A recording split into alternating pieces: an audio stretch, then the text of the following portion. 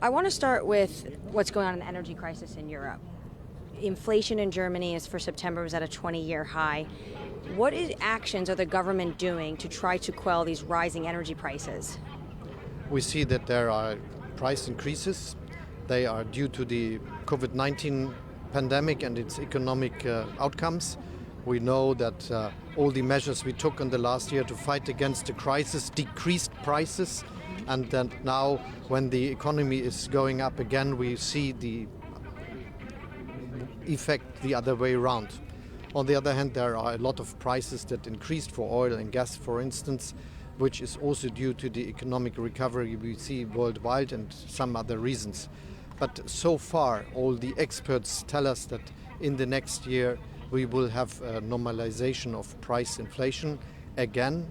This is what the global experts tell us, the experts at the central banks of the world and even those in Europe and Germany. So we are looking very intensely to this situation, and we will take the necessary decisions if needed. So at the moment, you're not concerned of longer-term inflation consequences because of these elevated energy prices? This is what the experts tell us, but we have to look at. Another issue with the energy is that Europe is dependent on energy from Russia, and you're also in coalition talks right now with the Green Party, which are adamant about not having Nord Stream 2. Does this energy crisis prove that, one, you need to be less reliant on Russia, or that you actually do need that pipeline?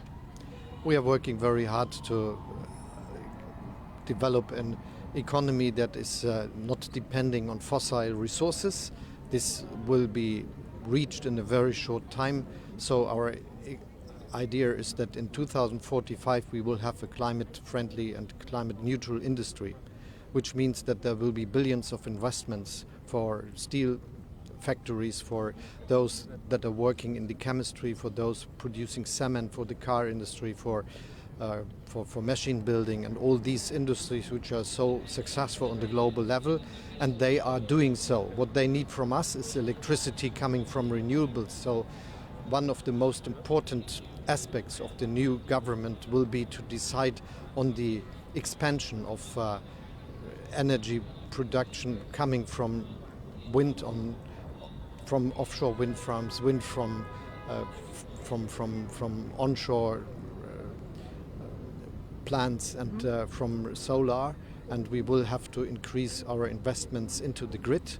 So all this will have to happen, that this industrial change will go on. And on the other hand, we have at this stage a supply with energy which is not just coming from gas, but coming from gas from different resources, from Scandinavia, from the North Sea, from the Netherlands and from other places. It's also that we still have coal, which we are going out of, but this is our plan to do very soon, but it will not happen the next year. Right. And we have still the nuclear energy, which we use, but which will end the next year. So there is room for maneuver and for doing the necessary decisions. You mentioned the new government. Can I just finish on one? Because last time we spoke, you said that your personal rating was doing very well. And you were right, because I asked you about the fact that SPD was trailing in the polls. Could you just give us a sense of when you think these talks with the Greens and the Free Democrats are going to wrap up? By the end of the year, will there be a government? Will you be chancellor? The plan of all those who are